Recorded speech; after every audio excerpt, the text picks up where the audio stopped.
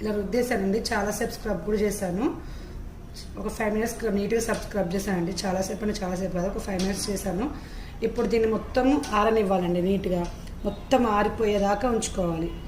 అప్పటి వరకు ఉంచుకున్న తర్వాత దీన్ని నీట్గా కడిగేసిన తర్వాత నేను ఒకసారి మళ్ళీ చెప్తానండి, చూపిస్తానండి. చూడండి, ఇలా ఆరిన తర్వాత మనం ఏం చేయాలి అంటే ఇలా నీట్గా కడిగేసుకోవాలి.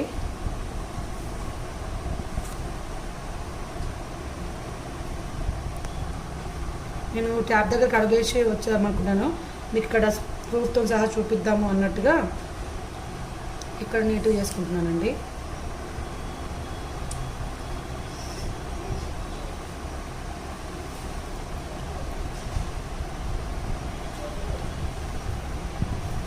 ఓకేనండి, ఇప్పుడు చూడండి నీట్గా దీన్ని తుడుస్తాను.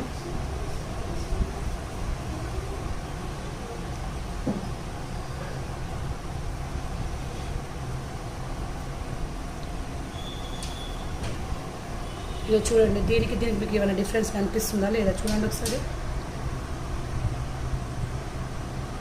ఓకేనండి, ఇప్పుడు ఇంకో మెథడ్ కూడా చెప్తాను మీకు. బియ్యం పిండితో నేను చెప్పాను కదండి,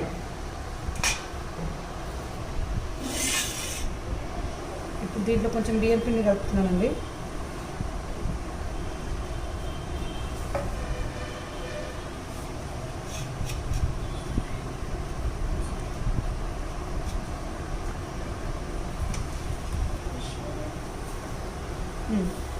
ఇప్పుడు బియ్యం పిండి కలిపిన తర్వాత ఇలా దీన్ని కొంచెం ఇలా రుద్దుకుందామండి. ఇప్పుడు స్క్రబ్బింగ్ లాగా మనకి నీట్గా స్క్రబ్ అవుతుంది.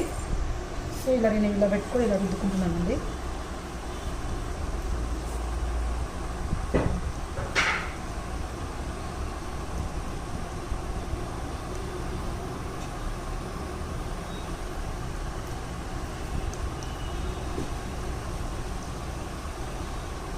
ఒక 5 minutes ఇలా నీట్గా స్క్రబ్బింగ్ చేసామనుకోండి, మనకి చాలా రిజల్ట్ బాగా వస్తుందండి.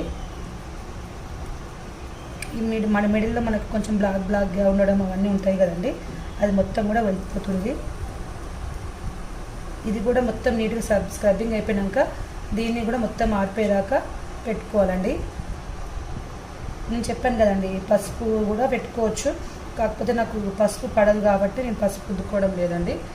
సో నేను బియ్యం పిండి మాత్రమే పెట్టాను. ఇగో ఇలా నీట్గా స్క్రబ్బింగ్ చేసుకొని ఇలా పెట్టానండి. ఇప్పుడు దీన్ని కూడా మంచిగా ఆరిన తర్వాత దీన్ని నీట్గా క్లీన్ చేసుకోవచ్చు. క్లీన్ చేసి చూపిస్తానండి.